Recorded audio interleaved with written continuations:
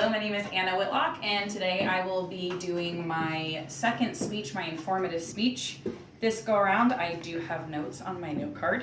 I have basically three, two front and back. So here are my notes. Anything that's a full sentence is the research, which was approved. And then today I have my audience. 1, 2, 3, 4, 5, 6, 7, 8, 9, and my cameraman, which makes 10. So you put it back.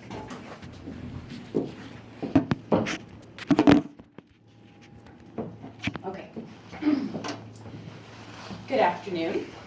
So the American Psychological Association did research that shows when parents use a reasoned style of parenting, they're more likely to have children who do not use drugs and suffer less from anxiety and depression.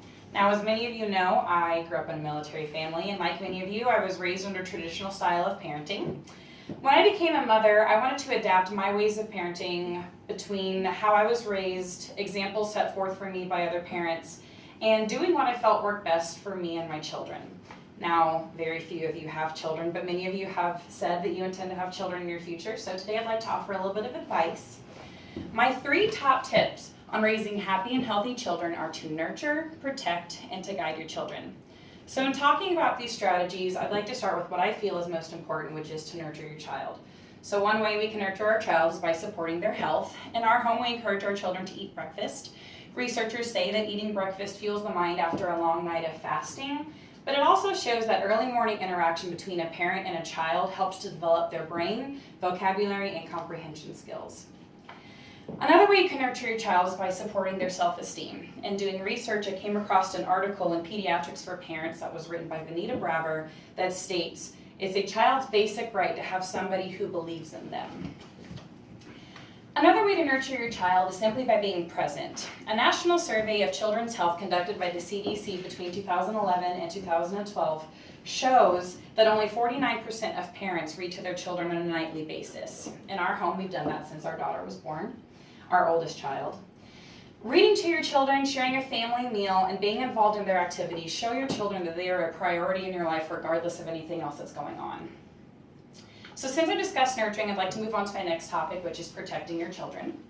So one easy way to protect your children is by teaching them the importance of safety, which includes outdoor safety when riding their bikes or crossing streets, and about strangers. But I think something that we really need to press on with our children is who they can turn to in times when mom and dad are not available. Our children need to know that they can turn to a police officer, firefighters, EMTs, other medical personnel, and teachers as someone they can reach out for in a time of need. Another way to protect your children is by setting limits. Now we live in a world of social media. I can guarantee every one of you use it, and your future children will use it as well. It's important for our children to understand that being in the military, that the internet is a public domain, and private information needs to remain private, especially with something as secure as military life. Another way to set a limit is to limit what your children are exposed to through media. In doing some research, I came across an article that was titled A Parent Competency Model that discusses the harmful effects on repeated exposure of acts of violence, sexual activity, or other unhealthy content through the internet or media on your children actually has an adverse effect on their behavior and their psychological well-being. So another way you can protect your children is to provide a structured environment. Regardless of the fact that you're military, by providing a positive environment at home, it allows your children to have stability in an ever-changing world. An Exceptional Parent magazine reminds military families that sticking to a regular routine for as many days as possible reduces stress in your children. So now that I've talked about nurturing and protecting, I'd like to move on to my final topic, which is to guide your children. Now, when I did my audience analysis, a majority of you had stated that something very important for your future children was for you to set a good example. Now, being in the military, that alone is setting a good example for your future children. Some characteristics that you guys have are respect and honesty, kindness and compassion, showing your children what sacrifice looks like. These are all good traits of a respected citizen in a community. Another way you can guide your children is by encouraging them to get involved. Have them join an after-school program in your community or through your church, or also have them join team sports. Doing this, it teaches your children valuable life lessons that they can use later on, such as team building, helping others, and being involved in their community. I read an article in Parent School Years magazine, which was titled Risks and Rewards for Youth Sports, and it states that students who participate in youth sports are 20% more likely to get an A in math and 87% more likely to make friends than those who are not. Another way you can guide your children is by keeping lines of communication open. Remember, certain times of day that your children are more likely to talk to you are going to be around the dinner table, in your car, or at bedtime. So make sure you show your children that you're available to them during these times. Keep an open mind when discussing personal topics with your children because you want to guide them to reach out to you instead of reaching for less reliable sources in a time of need. So to wrap things up, I'd like to show a little video. This is by the company Munchkin, which produces children's products, and it's titled When We Have Kids.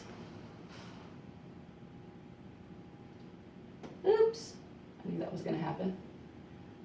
Technical error. All I can say is, our baby will be throwing fits in public.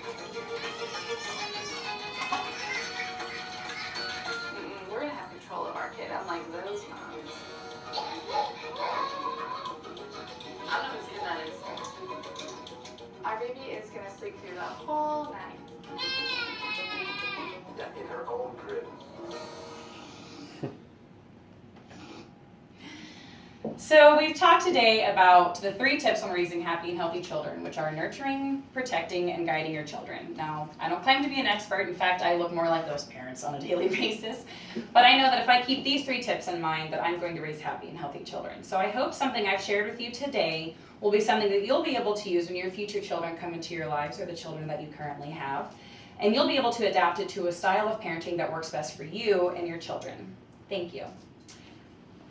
So now I'm going to open it up for any questions you guys may have for me about anything that I've talked about today. Does anybody have a question?